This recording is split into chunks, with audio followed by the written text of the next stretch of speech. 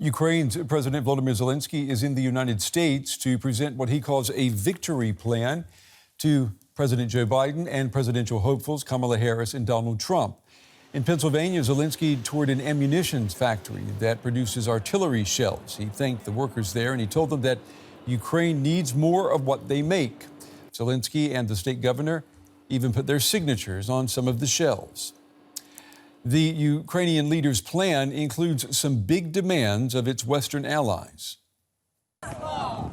Fighting continues to rage in eastern Ukraine, Russia making slow gains at tremendous human cost, but over time expanding the territory it controls.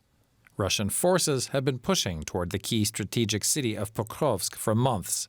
Taking Pokrovsk and a few other nearby towns could open up the Eastern Front, with potentially disastrous consequences for Ukraine. For its part, Ukraine's strategy continues to involve hitting inside Russian territory with drones.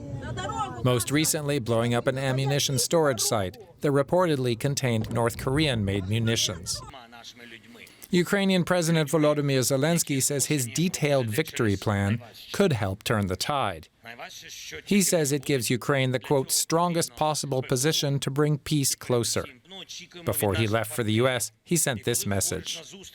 The next week could be crucial in many ways in stopping Russian terror, this aggression, and to restore normal security. For this to happen, the determination of our partners must be matched by the courage of Ukrainians. The answer to the question, when will this war end, is really when the determination of our partners keeps pace with what we can do to protect ourselves, to defend our independence, to win. Ukraine must win this war. It can win, but together with the whole world.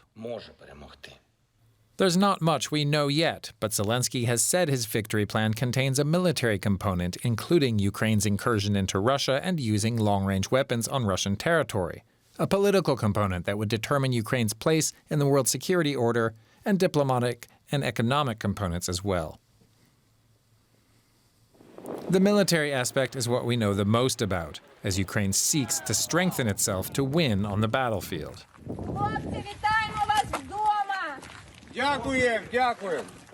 The Ukrainian incursion into Russia's Kursk region, which started on August 6th, is part of the plan, even if it has so far failed to divert huge numbers of Russian troops from the front lines. It gives Ukraine a bargaining chip. Ukraine has also captured hundreds of Russian prisoners in Kursk. The victory plan also includes Kyiv's request to use long-range weapons like ATACMS missiles to hit targets deep inside Russia. Zelenskyy has publicly called on President Biden multiple times to get that permission, saying it could change the course of the war. But until now, Biden has said no. U.S. media reports that officials have seen elements of the victory plan and are confident that it can work. But Joe Biden will be the first person to see the entire plan. Zelenskyy said that if the U.S. doesn't sign off, war may continue for years. There is no alternative to peace, no freezing of the war or any other manipulations. That would simply shift Russian aggression to another stage.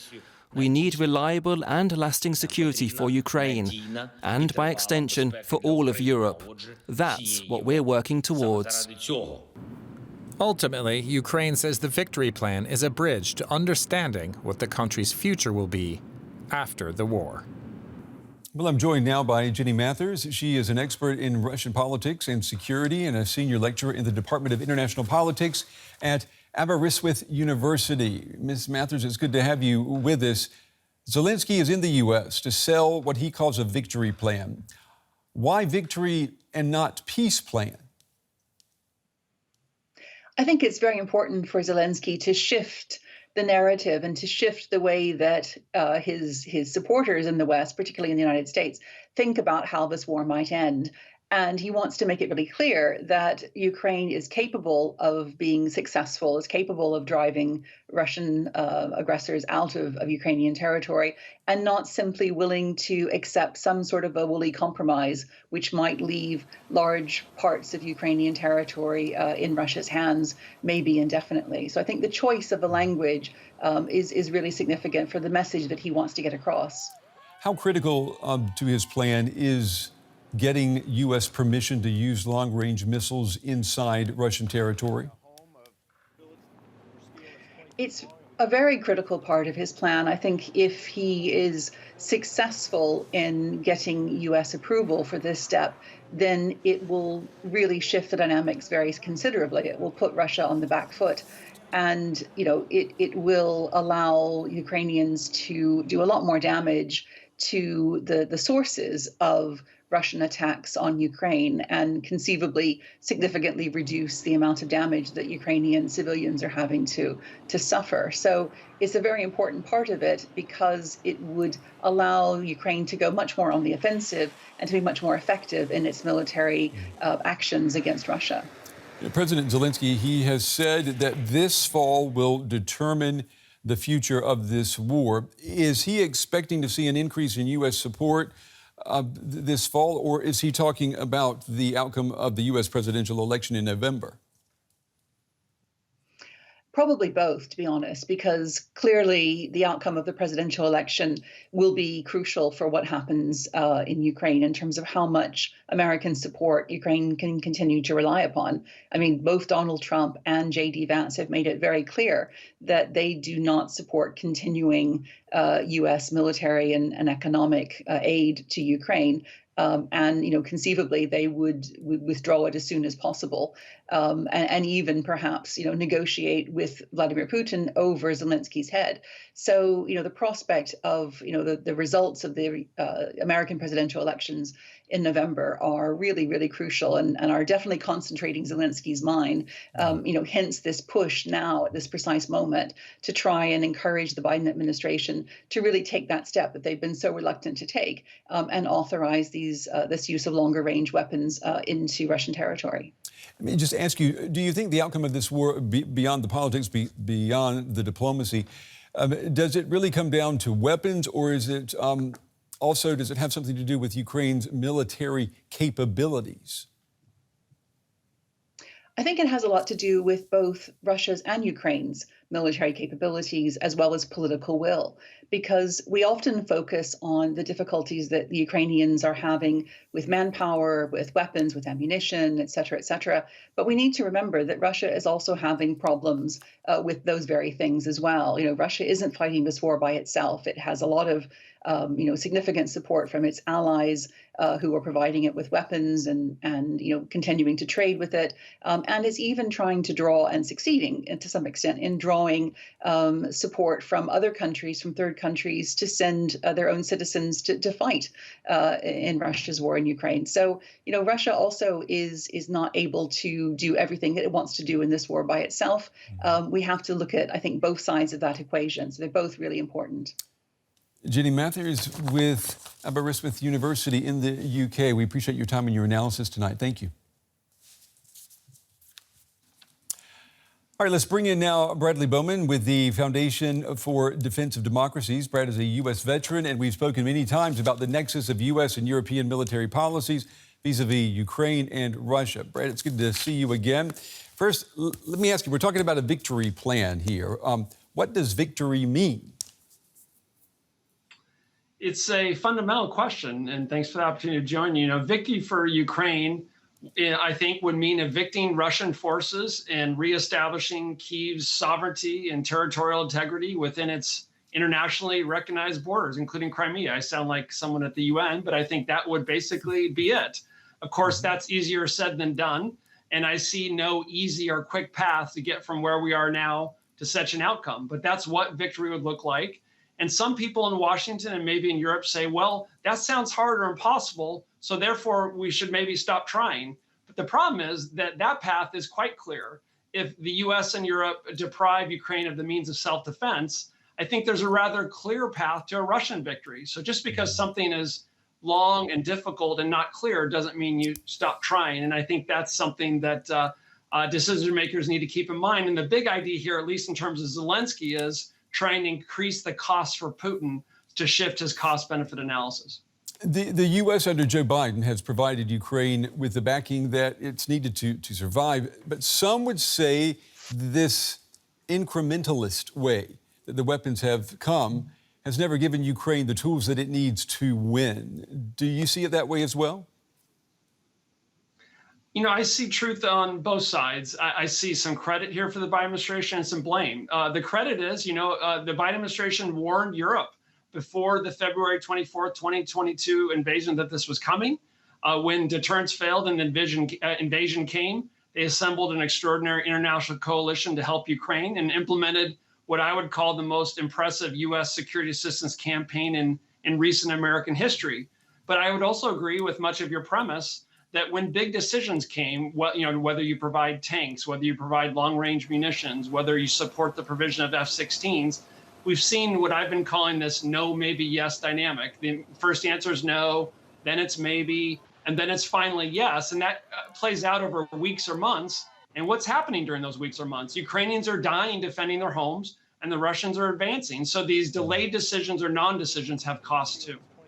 Ukraine showed back in 2023 with its failed offensive that it wasn't able to break through Russian lines where the defenses are strong. Is that a realistic expectation of Ukraine's capabilities, even if they're given all of the weapons that they want? You know, there's nothing harder in warfare, generally speaking, than frontal assaults on fixed positions when those forces are dug in and they have artillery support and this modern warfare where basically if you're seen, and you will be seen, you can be killed. So most of the instances where we've seen significant laudable Ukrainian advances are when it is against forces that have not been dug in, whether it be in the early months or what we've seen recently from the incursion into Russia. So I think any plan that relies on large-scale penetration, exploitation of fixed Russian lines, I would want to see the details behind that because I don't think we see a lot of evidence that that's forthcoming anytime soon. What about Ukraine saying that it wants permission to use U.S. long-range missiles deep inside Russia? What's the utility of that, in your opinion? The utility of long-range weapons is that it enables Ukrainians to target ammo depots, command and control nodes, transportation hubs, airfields, runways, and their offensive strike capabilities. And by doing that, you force the Russians to take a number of steps that helps Kyiv. They pull those forces back. And so when they're launching those strikes from further back, it gives Ukrainians more time to respond and defend themselves.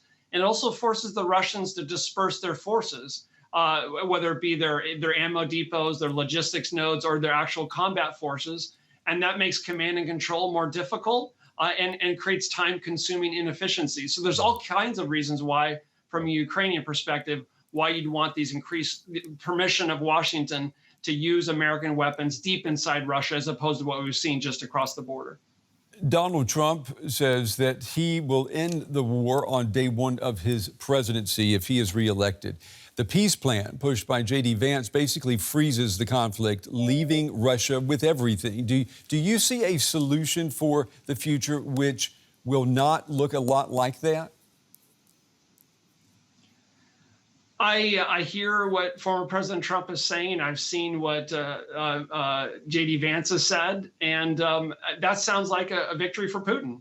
Anything that locks in some version of the status quo is an absolute victory for the Kremlin because they will have seized territory with military force, and that would be the United States accepting it. That would be a disaster for international law, for the rule of law, and would send a horrible message to the Middle East and the Pacific that if you just wait the Americans out, sooner or later they'll give in and you can accomplish your political objectives with military force. I think that would be an unambiguous disaster for Europe and the United States and international security. Let me ask you before we run out of time, the future, the fate of this war, how much of it depends on the outcome of Election Day in November in the United States? You know, there's a term in American politics. I used to teach American politics at West Point, among other things, is that elections matter. You hear that in Washington a lot. I think U.S. policy toward Ukraine and Europe and Russia, there's two very different policies on offer here. When you look in some regions, you think, hey, one administration might be a little stronger. You look in Europe, I think a Harris administration has a fundamentally different policy toward Russia, Ukraine, and NATO than Trump administration does. I think if passes prologue, that's indisputable. All right, Bradley Bowman with the Foundation for the Defense of Democracies. Brad, as always, we appreciate your time and your analysis. Thank you. Thank you.